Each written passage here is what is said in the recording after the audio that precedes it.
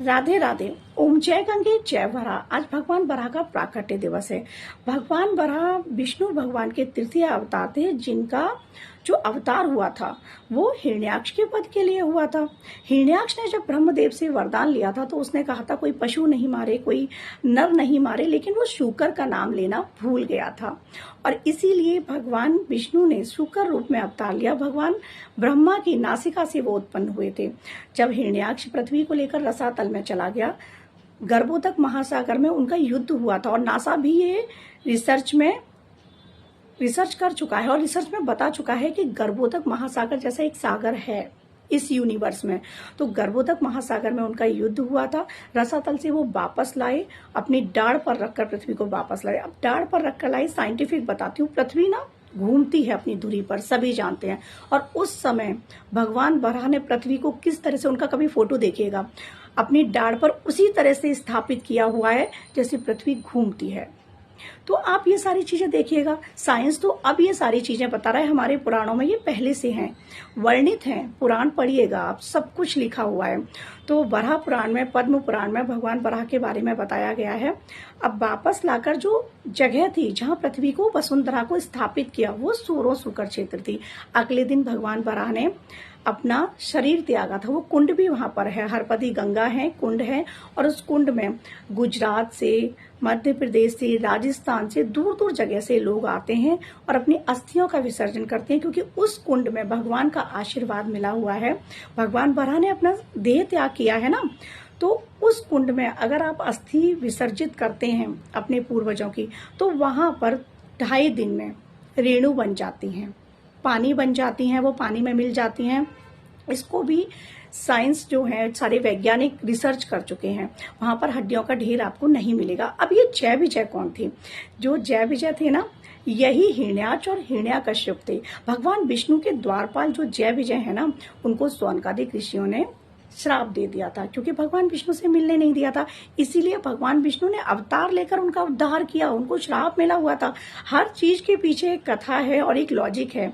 तो जो जय विजय थे वो सतयुग में हिरण्याक्ष और हिरण्याकश्यप बन के आए, भगवान बराह ने उनका उद्धार किया।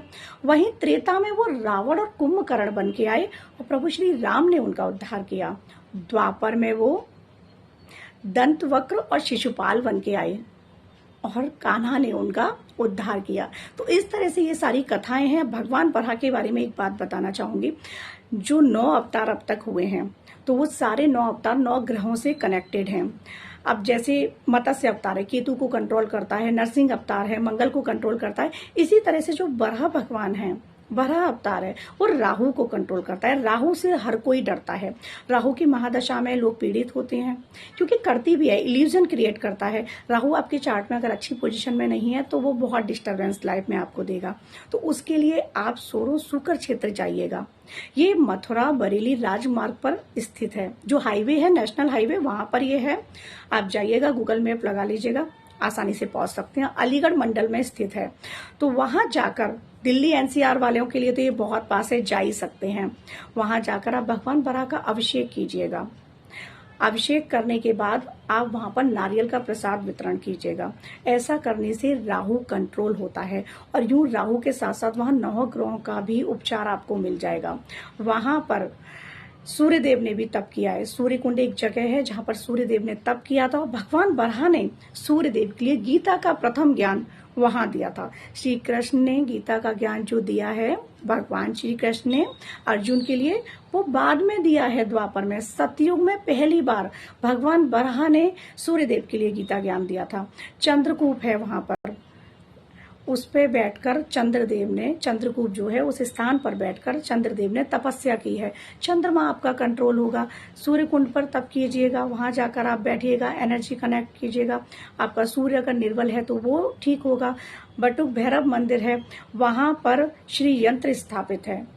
शक्ति और शिव साक्षात रूप में वहां स्थापित हैं। भद्रकाली हैं, बटुक भैरव हैं। तो उस मंदिर की एनर्जी इतनी हाई है, कॉस्मिक एनर्जी इतनी हाई है। अगर वहां आप पूजा कर रहे हैं और सिर्फ पूजा कर रहे हैं या फिर आप साधना कर रहे हैं, तब आप वो एनर्जी को फील कर सकते हैं। अगर आप अपने सिर्फ एक रूटीन के लिए जा रहे हैं तो वो एनर्जी आपको फील नहीं होगी। लेकिन अगर आप पूजा के लिए जा रहे हैं, वास्तविक रूप से भक्ति से जा रहे हैं, वास्तविक रूप से आप माँ से जुड़ने जा रहे हैं, तो एनर्जी आपको फील होगी। श्री चक्र जो है वो आदि गुरु शंकराचार्य जी द्वारा स्थापित है और आप वहां जाकर बैठिएगा श्री चक्र की, आप वहां ललिता सहस्त्र नाम के साथ, श्री सूक्तम के साथ आप पूजा कीजिएगा। देखिएगा माँ लक्ष्मी की आप पर कैसी कृपा बनती है। और उसमें बीच में एक बिंदु है, जब भी आप ध्यान लगाएं उस मंदिर में बैठकर उस बिंदु पर ध्यान लगाएं, आपकी एनर्जी माँ के साथ कनेक्ट हो जाएगी, आपकी एनर्जी शिव के साथ कनेक्ट हो जाएगी। उस मंदिर में बटुक भैरव हैं। स्टार्टिंग जो हम साधना में जाते हैं तो बटुक भैरव की ही साधना से जाते हैं, वहां जाइएगा बटुक भैरव की साधना कर सकते हैं। साधना पर्पज से भी ये तीर्थ स्थान बहुत ही प्रभावी है। आप इस तीर्थ स्थान के एक एक मंदिर में वो कॉस्मिक एनर्जी आपको फील होगी, चाहे वो सोमेश्वर महादेव हो, चाहे वो चक्रेश्वर महादेव हो, चाहे वो योगेश्वर महादेव हो। आप वहां बैठकर देखिएगा। शर्त यही है कि सिर्फ आप अपने आराध्य से कनेक्ट करें तो आपको वो एनर्जी फील होगी। अब वापस मैं बड़ा भगवान पर आती हूँ। बड़ा भगवान जो है वो भूदेवी के साथ उस मंदिर में स्थापित है। वहां पर श्वेत बराह का भी एक मंदिर है, वहां पर भी आप जा सकते हैं। और श्याम बराह का भी एक मंदिर है, वहां पर भी जा सकते हैं। श्याम बराह जो है वहां पर जाइएगा। इस्कॉन का ये टेम्पल है, बहुत सुंदर टेम्पल इस्कॉन वालों ने ये बना रखा है। और आप एक एक चीज वहां देखिएगा।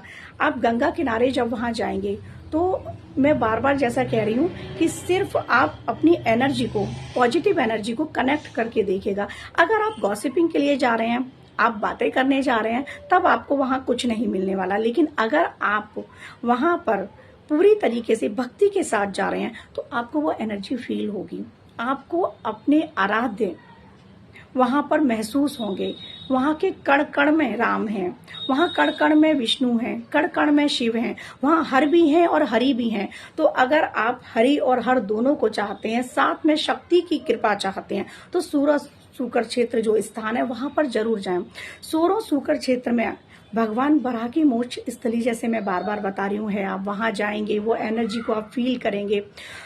वो एनर्जी जब आपको फील होगी ना, तब आपके लिए विद इन अ सेकेंड एक मूवमेंट आएगा। भगवान बराह के मंदिर में ही आप बैठिएगा, वो एक मूवमेंट आएगा जब आपके, कहते हैं ना, हमारे गूम्स आ गए, वो आएंगे, आप देखिएगा।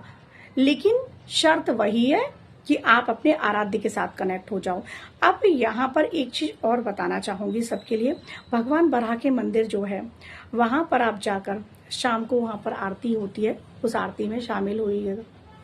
जब आप उस आरती में शामिल होंगे, आप पूरी परिक्रमा मार्ग में वो जाती है, तो आपको संकीर्तन मिलेगा। अब उस संकीर्तन में अब आप पर डिपेंड करता है कि आप उस संकीर्तन के साथ वहां एक एक मंदिरों की एनर्जी के साथ कनेक्ट करते हुए जा रहे हैं या फिर वापस वहीं आऊंगी गॉसिपिंग करते हुए जा रहे हैं। बातें मत कीजिएगा प्लीज। लेकिन उस एनर्जी के साथ जब आप कनेक्ट करेंगे, आप देखेंगे कि वो साक्षात हरि की एनर्जी है, साक्षात वहां हरि हैं, साक्षात वहां हर हैं। तो हरि और हर दोनों का संयोग है। सोरो सूकर क्षेत्र में अब पितृपक्ष आ रहा है, पितृपक्ष में भी आप वहां जा सकते हैं। वहां जाकर जिनके पितृदोष है, बहुत से लोगों के चार्ट में पितृदोष होता है, पितृदोष की शांति नहीं हो रही है या कहीं भी करा ली, अब सोरो सूकर क्षेत्र में जाइएगा। वहां विद्वान पंडित मौजूद हैं, कर्म कांड उनको बहुत अच्छे से आता है। वहां जाइएगा, विधि विधान से आप पितृदोष की शांति कर सकते हैं श्राद्ध पक्ष में जाकर। और मैं तो कहूंगी कि एक बार आपको सोरो सूकर क्षेत्र अवश्य जाना चाहिए, क्योंकि वहां जाने पर, जैसा मैं बार बार कह रही हूँ, साक्षात नारायण के दर्शन होंगे। अगर बहुत से लोग वृंदावन जाते हैं, अधिकांश लोग बिहारी जी के दर्शन करने जाते हैं, दूर दूर से आते हैं, तब वहां से अप्रोक्सीमेटली 100 किलोमीटर ही दूर है सोरो। आप जाइएगा और वहां जाकर आप फील कीजिएगा उस एनर्जी को, क्योंकि मेरा तो बचपन ही वहां गुजरा है। और बहुत ही संयोग की बात है कि मेरी जन्मस्थली और मेरे हस्बैंड की भी जन्मस्थली वहीं सोरो सूकर क्षेत्र है, तो हम दोनों वहीं से हैं। तो मेरे लिए तो ये बहुत ही सौभाग्य की बात है। और मेरी तो ऐसी इच्छा भी है, सोशल मीडिया पर बताने जा रही हूँ, हालांकि ये इच्छाएं गुप्त होती हैं, कि जब भी इस संसार से विदा लूं तो मेरा पार्थिव शरीर भी सोरो सूकर क्षेत्र ही जाए, क्योंकि उस धरा से बहुत कुछ दिया है मुझे, बहुत कुछ, अच्छा भी और बुरा भी। लेकिन मैं अच्छी चीजों को याद रखती हूँ, बुरे को सबक बनाकर आगे बढ़ना है, अच्छे को याद रखना है। सो वराह भगवान का जो अवतार है वो राहु से कनेक्ट है। आप वहां जाएं और राहु को शांत करें। और एक और उपाय वहां कर सकते हैं, काल भैरव का भी मंदिर है, तो आप साथ के साथ काल भैरव मंदिर में जाइएगा, वहां पर काल भैरव अष्टकम का पाठ कीजिएगा। अब वराह भगवान के मंदिर में जब आप अभिषेक करेंगे तब आपने क्या करना है ये मैं आपको बताती हूँ। वराह स्तुति, वराह स्तोत्र, वराह कवच, इनका आपको पाठ करना है। श्रीमद् भगवद गीता में भी इसके बारे में बताया गया है। सो प्लीज जितने भी मेरे व्यूअर्स हैं सोरो सुकर क्षेत्र जाएं, जो भी राहु से पीड़ित हैं वो जाएं, जो भी घूमने के शौकीन हैं, तो बहुत ही सुंदर तीर्थ स्थान है, आप सब लोग वहां जाइएगा और आप खुद महसूस करेंगे। मैं ऐसे ही नहीं कह रही हूँ, बहुत ही पवित्र स्थल है। लेकिन बार बार जैसा मैं कह रही हूँ कि अपनी एनर्जी को कनेक्ट करें, क्योंकि पूरा ये यूनिवर्स जो है वो एनर्जी और फ्रीक्वेंसी पर है। हमारी फ्रीक्वेंसी कैसी है, हमारी एनर्जी कैसी है, तो डिपेंड सब कुछ इस पर करता है। तो अपनी एनर्जी को पॉजिटिव रखिएगा। सोरो सुकर क्षेत्र के जो लोग हैं वो भी जब परिक्रमा लगाते हैं, उन लोगों से भी मेरी ये विनती है, परिक्रमा लगाते हैं या मंदिर में जाते हैं या आरती करते हैं, तो प्लीज प्लीज प्लीज अपनी एनर्जी को बड़ा भगवान से कनेक्ट कीजिएगा। नहीं पता हमारे आसपास कौन है, नहीं पता कि मेरे आसपास कौन है, सिर्फ मैं और भगवान बरा, मैं और भगवान बरा। या गंगा की परिक्रमा भी कर रहे हैं ना, तो सिर्फ माँ गंगा और मैं, और कुछ नहीं। और आप देखिएगा आपकी आध्यात्मिक चेतना की जागृति हो जाएगी। मैं दावे के साथ ये बात कहती हूँ। सो होपफुली ये वीडियो आपको सबको अच्छा लगेगा, और अच्छा लगे तो प्लीज शेयर भी कीजिएगा। सोरो सुकर क्षेत्र जाइएगा, और तुलसीदास जी का जो जन्म स्थान जैसे मैंने बताया, तो वहां बैठकर हो सके तो कम से कम 9 चौपाई या 11 चौपाई का पाठ भी करके आइएगा।